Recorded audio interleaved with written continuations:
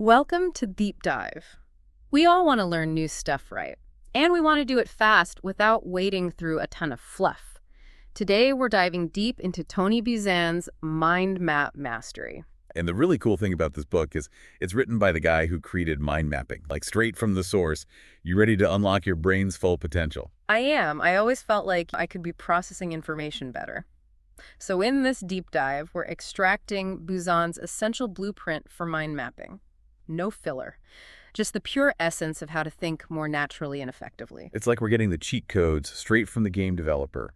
We're not just summarizing, we're going to really break down those fundamental principles. Okay, so let's start where Buzan's journey began, back when he was a university student. Imagine yourself, you're in a lecture, and you're just frantically taking notes, trying to capture everything the professor's saying, line after line.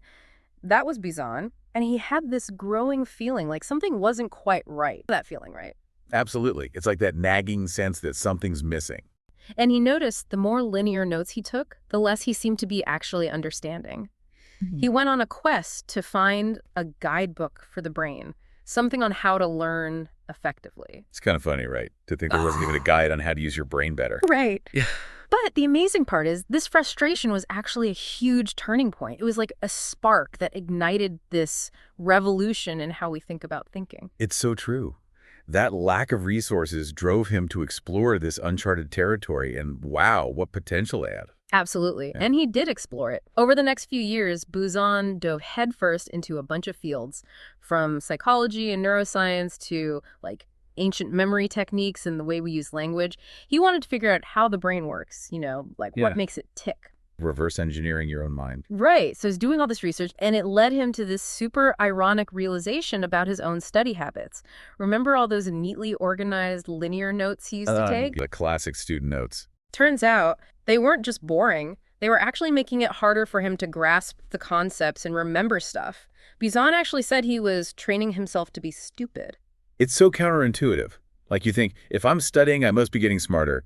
But if you're using a method that works against your brain's natural way of processing information, you're basically shooting yourself in the foot. Right. It's like you said before, training yourself to do the wrong thing just makes you really good at doing the wrong thing. So all that effort he was putting into linear note-taking was actually making it harder to see the bigger picture and retain what he was learning. It was time for a change. And surprisingly, the key to this change came from looking at the physical structure of the brain itself. So picture this. Our brains have around 100 billion neurons, right? Yeah, 100 billion. It's mind-boggling. Totally. And Buzan was struck by the way these neurons are structured. Each one has these branch-like structures called dendrites that radiate out from a central point, kind of like a tree. It's beautiful, really. This intricate network of connections.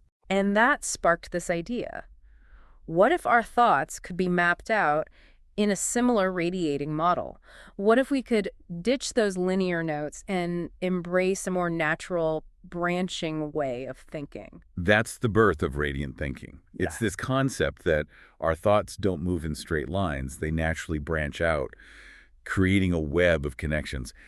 And that, my friend, is the foundation of mind mapping. Okay, so before we get to mind maps as we know them today, I want to touch on something else Buzan explored, the history of memory techniques. I found it super relevant, even though it seems kind of ancient. What do you think? Totally agree. It's like, sometimes to understand where we're going, you need to look back at where we came from. Right, so he takes us back to the ancient Greeks, who were masters of memory. They had these incredibly elaborate systems for remembering stuff. I mean, think about it. They didn't have books and smartphones back then, so having a strong memory was essential. It's like their minds were their external hard drives. Exactly, and one of their most famous techniques is the method of loci, sometimes called the memory palace.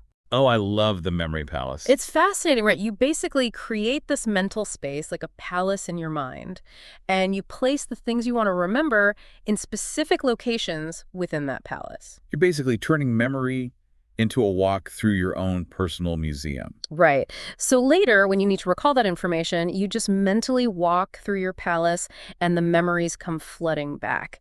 There's this great story Buzan tells about Simonides of Chios, a Greek poet. I think I remember this one. It's a bit morbid, right? It is. So Simonides is at this banquet, and he's just finished reciting a poem, and then he's called outside. While he's out there, the roof of the banquet hall collapses. Oh, no. Yeah, it's tragic. Everyone inside is killed and their bodies are unrecognizable. And the big question is, how do they identify the remains for a proper burial? I'm on the edge of my seat. Well, Simonides steps up, and he's able to remember exactly where each guest was sitting at the table. By mentally revisiting those locations in his mind, his visual memory allowed him to identify the remains. Wow, that's heavy. Yeah. But it really shows you the incredible power of visual memory and spatial association. It's like by linking information to a familiar place, you can make it stick like glue. Absolutely. And this idea of using imagery and location is at the heart of the memory palace technique. But there's another memory method Buzan learned about that's pretty cool. Lay it on me. It happened during his very first lecture at university. The professor, this large, imposing man with bright red hair, calls the roll perfectly from memory. But that's not all. He then proceeds to recite all these details about absent students, their parents, birth dates, phone numbers, even home addresses. Hold on, that's insane. Right. The students are completely stunned, and naturally, Buzan's like, how the heck are you doing this? I'd be dying to know the secret. Oh, he was. He kept pestering the professor for months. Finally, the professor, who was, let's say, not known for his warmth towards students, replies, "Son, I'm a genius." That's a classic. I bet Buzan wasn't satisfied with that answer. Oh, definitely not. He persisted, and after 3 months, the professor finally revealed his secret: the major system. Intrigued. Tell me more. So the major system is this cool code that converts numbers into phonetic sounds. Then you take those sounds, you form them into words, and you transform those words into vivid images, which you can then place in your memory palace. Okay, so you're basically combining the power of imagery, association, and location all into one technique. I like it. Exactly.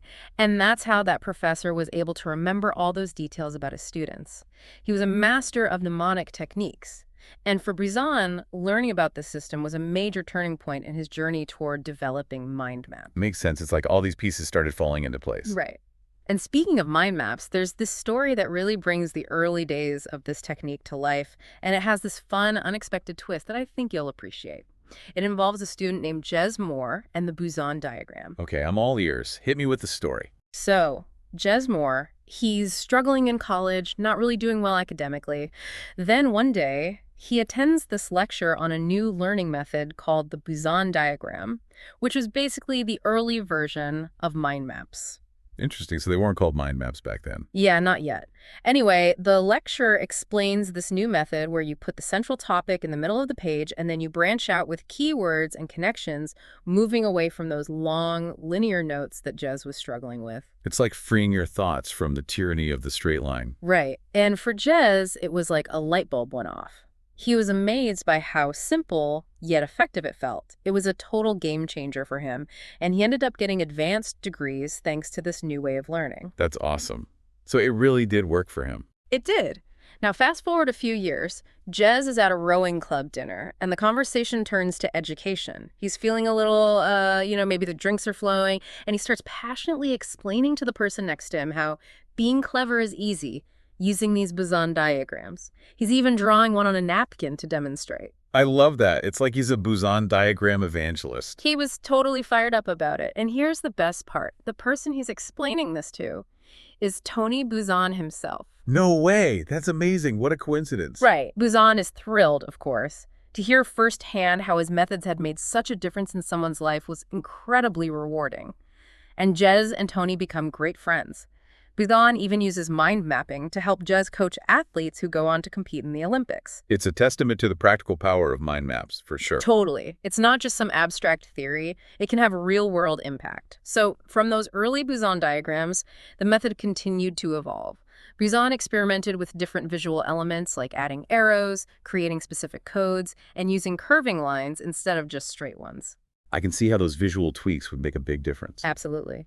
And a key moment was his collaboration with a landscape artist named Lorraine Gill. She really pushed him to embrace the power of pictures and colors in mind maps. Her insights were super influential in shaping how we use imagery in mind maps today. It's so cool how this seemingly simple technique has this rich history and evolution. Right. And, Buzan looked back at the note-taking habits of some historical giants like Leonardo da Vinci, Michelangelo, Madame Curie, and even Einstein. He noticed they didn't just write in straight lines, they used sketches, symbols, and interconnected lines. It's like their thinking flowed onto the page, not just in words, but in images and connections. Exactly, and that's a core principle of mind mapping, thinking in a more holistic, multidimensional way, not just linearly. So now that we've covered all this ground, let's define what a mind map actually is. What do you think? I'm game. I know what they are, but it's always good to have a clear definition. Right. So, in essence, a mind map is a colorful visual diagram that captures information in a way that's aligned with how your brain actually works. It's about engaging in whole brain thinking, which means activating both your logical left hemisphere and your creative right hemisphere.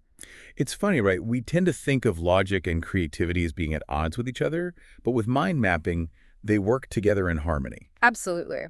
And Buzan actually references Betty Edwards' book, Drawing on the Right Side of the Brain, and Roger Sperry's Nobel Prize-winning research on brain lateralization here. So, he's backing this up with some solid research. Exactly. The idea is that the left side of your brain is more analytical, while the right side is more visual and intuitive.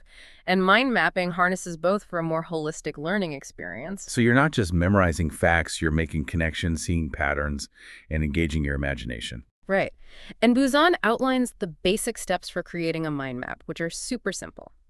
You start with the central image that represents your main topic, and from that central image, you create main branches that radiate outward. It's like the branches of a tree growing out from the trunk. Exactly. And on those branches, you use keywords, not full sentences or phrases. Keep it concise.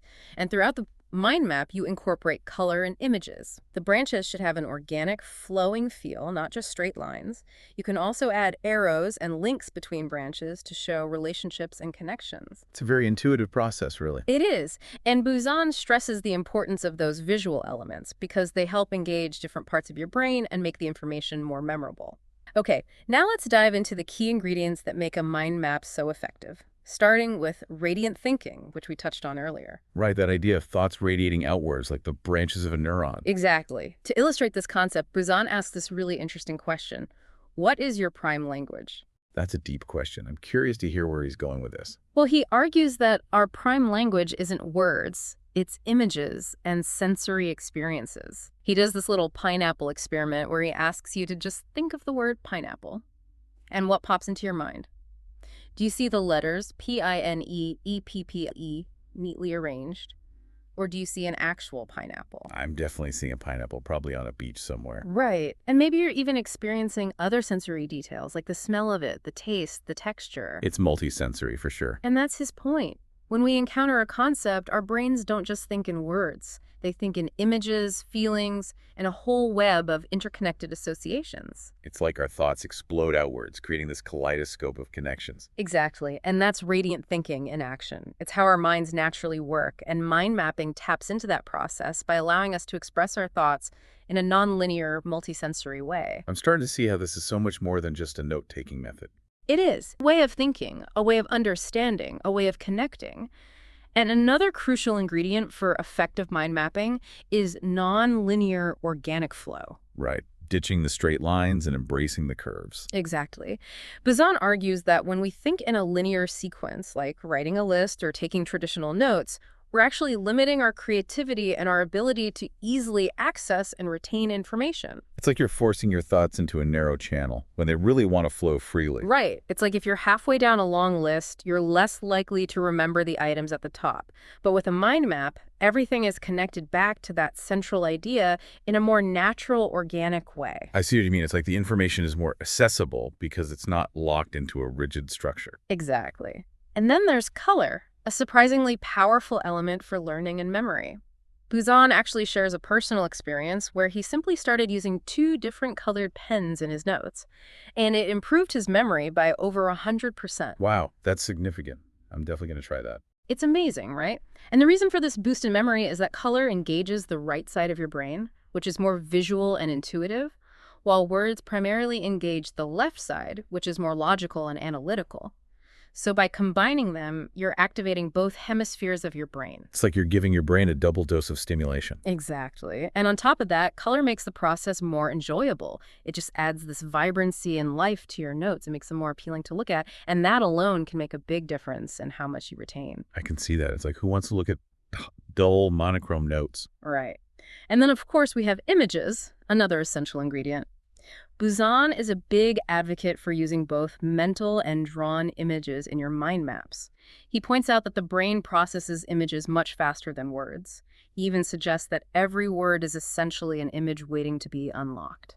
That's a cool way to think about it. Like, Yeah. every word has this hidden visual potential. It does. And he encourages using vivid, three-dimensional images in your maps to make them more memorable and engaging. I can see how images would make the information more vivid and easier to recall. Absolutely. And finally, we have words, but specifically keywords. While images are super powerful, words are still important for anchoring our thoughts. Buzan recommends using just one keyword per branch. Makes sense. It forces you to distill the essence of the idea. Exactly. And he explains that a single keyword acts as a powerful hook for your memory. It's like dropping a pebble in a pond. It creates ripples of associations in your mind. So each keyword is like a seed that can grow into a whole network of ideas and connections. Right. And that's what makes mind mapping so powerful. It allows you to capture the essence of an idea, make connections, and explore new possibilities in a way that traditional note-taking simply can't. I'm totally on board with this now. I'm ready to start mind mapping everything. Awesome. But before you do, let's take a quick trip back in time and look at the history of visual thinking that led to the development of mind maps. It's fascinating to see how these ideas have evolved over time. What do you say? Yeah. Let's do some time traveling. Okay, so Buzan takes us way back to ancient Sumeria, around 3500 BCE. They used a writing system called cuneiform, which utilized pictograms, kind of like early emojis. It was a way of recording information using symbols and images. So the visual communication has been around for a long, long time. It has. And then there are Egyptian hieroglyphics, which also used pictures and symbols to represent words and ideas. It eventually led to the development of abstract concepts. I can see how that progression would happen. You start with concrete images, and then you start using those images to represent more abstract ideas. Right. And Buzan also talks about how ancient Greek art evolved toward realism, reflecting a more three-dimensional way of thinking. The Greeks were pushing the boundaries of knowledge and understanding in ways that, looking back, are quite similar to the open and interconnected nature of mind maps. I'm seeing a pattern here. It's like humans have always had this innate desire to visualize and connect ideas. Absolutely. And in the Middle Ages, we see tree-like diagrams used as memory aids. Things like Boethius's Arbor Porphyriana and the Tree of Jesse. They combine words and images in a hierarchical structure. So they were getting closer to the idea of a mind map, but not quite there yet. Right. And then, of course, there's Leonardo da Vinci, who is a master of visual thinking. His notebooks are filled with sketches, symbols, and interconnected notes reflecting a truly whole brain approach to his work. Da Vinci was a true genius. It's no wonder he was ahead of his time in terms of his visual thinking. And Charles Darwin, the father of evolution, used a tree-like diagram to represent his theory of evolution. He called it the tree of life. It's a great example of how a visual representation can help clarify complex ideas. Yeah, it's much easier to understand relationships and connections when you can see them laid out visually. And even Albert Einstein, who famously said that imagination is more important than knowledge, was known for his diagrammatic and schematic way of thinking. He didn't just think in words, he thought in pictures and connections. It makes you wonder how many other great thinkers throughout history used similar visual methods to organize their thoughts. It's an interesting thought, right? And then, of course, there's Richard Feynman, the Nobel Prize-winning physicist, who used his pictorial Feynman diagrams to explain complex concepts in quantum electrodynamics. It's like the more complex the ideas get, the more we need those visual tools to make sense of them. Exactly. And all of these examples show that the principles behind mind mapping aren't entirely new. They're rooted in this long history of visual thinking and the human brain's natural tendency to make connections and see patterns. But Buzan's genius was in systematizing those principles and making them accessible to everyone. That's what makes mind mapping so revolutionary. It's not just for geniuses. It's for everyone who wants to learn more effectively, think more creatively, and solve problems more efficiently. Okay, now for another mind-blowing connection. Remember how we talked about the structure of brain cells with those branching dendrites? Yeah, the neural networks. Well, guess what? The structure of a mind map actually mirrors the physical structure of your brain cells. Whoa, hold on. You're saying our mind maps look like our brains. In a way, yes. It's like the mind map is an external representation of the internal network of connections happening in your brain. That's trippy. It is. And this realization was a huge aha moment for Buzan. He realized that he wasn't just inventing a new technique, he was tapping into the fundamental way our brains are designed to process information. So mind mapping is like speaking the brain's natural language. Exactly. And the mathematical nature of a brain cell is that it can potentially have an infinite number of connections. And that mirrors the expansive potential of a mind map. It can grow and evolve indefinitely. I'm starting to see how this technique can be applied to literally anything. It can. And even Nobel Prize-winning research into grid cells supports this idea that brain cells think in a mind map-like structure. These grid cells are involved in spatial navigation and memory, and their firing patterns resemble a grid-like map. So it's like our brains have these built-in GPS systems that work in a mind map-like way. Exactly. It's further evidence that mind mapping is aligned with the fundamental architecture of our brains. So, you're probably convinced now, right? Ready to try mind mapping for yourself? Yeah, I am. But where do I start? Well, Buzan provides a ton of practical advice on how to actually get started with mind mapping. First off, he emphasizes that you need to be kind to yourself. Approach it with a playful, colorful attitude. Don't get hung up on perfection. Just let your ideas flow. Yeah, I feel like sometimes I can be too rigid in my thinking. Yeah. I need to loosen up and have some fun with it. Exactly. And if you find yourself getting stuck, take a break, come back later, or even just start a new mind map. He suggests working in focused bursts of around 20 minutes, kind of like a mental sprint. Okay, that makes sense. Work smart, not hard. Right. Now, practically speaking, gather any resources you need, like articles, notes, or anything related to the topic you want to map. Got it. Gather the intel. And then grab a large sheet of blank paper. Buzan really recommends landscape orientation. It gives you more space to spread out your ideas. Yeah, I can see how that would be less restrictive. Absolutely. Now, before you start drawing, think about your main themes, or what Buzan calls basic ordering ideas, BOIs. Consider your objectives and important categories for your topic. Ask yourself questions like what, where, how, which, and when. I like that. Starting with the big questions. He also gives you broader categories like structure, function, properties, processes, history, personalities. A good way to begin is to simply jot down the first 10 words or images that pop into your head related to your central topic. So it's kind of like free association, just letting your thoughts flow onto the page. Exactly. Then you can group those words or imager under general headings to form your main branches radiating out from that central image. And remember, make those branches thick and curving, not thin, straight lines. It adds to the visual appeal and the flow of ideas. It's more organic and less rigid that way. I like it. Exactly. And use one keyword per branch to maximize memory and association. Don't forget to incorporate images. Clear, impactful visuals on each branch can really enhance recall. Color is crucial too. Use a variety of colors to stimulate different parts of your brain and organize your thoughts visually. It's like turning your notes into a work of art. It is. And you can connect branches with arrows and lines to show relationships between different parts of your mind map. Buzan also emphasizes the importance of clarity and spacing. A clear visual structure leads to a clear mental response. Yeah, if it's too cluttered, it can be overwhelming to look at. Right. And sufficient space around elements makes it visually appealing and easier for your brain to absorb the information. He even mentions this cool concept called synesthesia, which is about engaging all 5 senses in your mind map. It's about making it a multisensory experience, which can make it even more memorable. Synesthesia, I've heard of that. It's like when people experience colors when they hear music or see shapes when they taste food. Exactly. And while not everyone experiences synesthesia naturally, Buzan encourages us to consciously incorporate sensory details into our mind maps.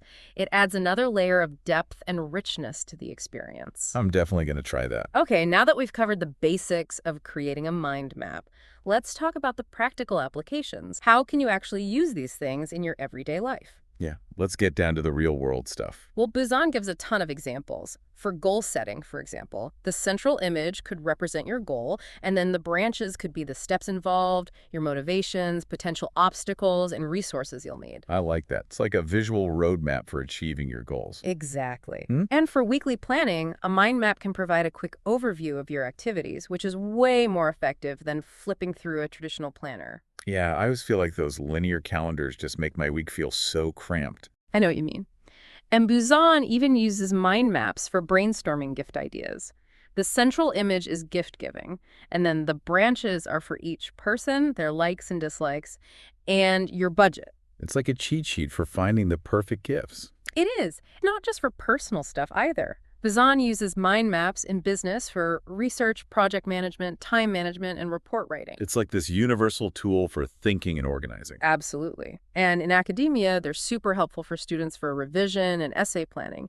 And he even has this cool random word association exercise inspired by the poet Ted Hughes to boost creativity. I love that. It's like using mind maps to unlock your inner poet. Right. So we've covered what mind mapping is, but it's also important to be clear on what it is not. Buzan spends a good chunk of his book dispelling common misconceptions and differentiating mind maps from other visual techniques that might seem similar at first glance. Yeah, it's like there are a lot of imposters out there. There are. So, for instance, he distinguishes mind maps from Porphyry's Arbor Porphyriana, which lacked a central image, illustrations, and that core principle of radiant thinking. And while Leonardo da Vinci's notebooks were amazing examples of visual thinking, they didn't really use color systematically, which is a key element in Buzan's method. So it's not just about drawing a bunch of random stuff on a page. There's a specific structure and set of principles behind a genuine mind map. Exactly. And he also points out differences from Isaac Newton's concept diagrams, which were typically monochromatic and had an upward tree structure. And then there are concept maps, which often follow a top-down hierarchy, use phrases on connecting arrows instead of single keywords, and lack that vibrant use of color and imagery that's so crucial in mind mapping. So those other techniques might be helpful in certain contexts, but they're not quite the same as a mind map. Right.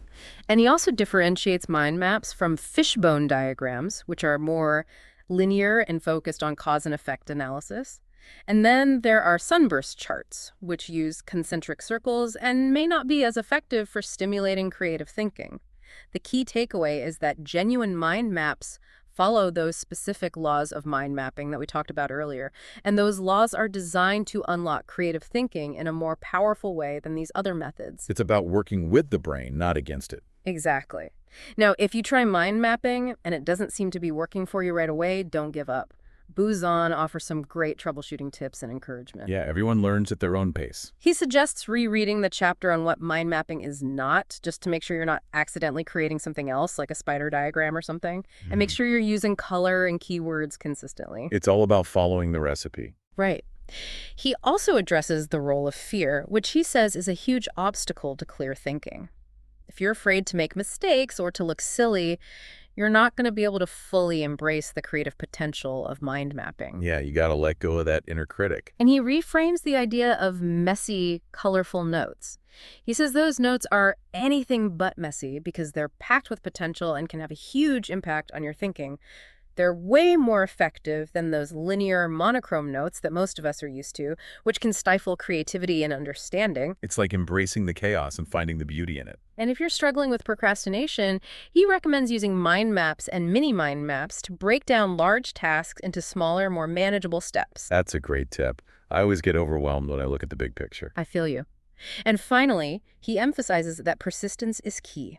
Keep practicing, keep experimenting, and you'll get the hang of it.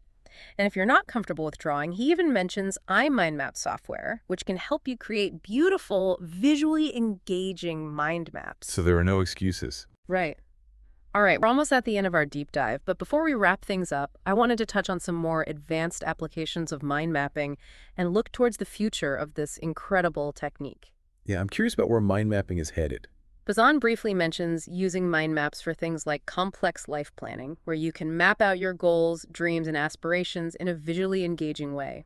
And he talked about using joint mind maps for conflict resolution, where two or more people can collaborate on a map to explore different perspectives and find common ground.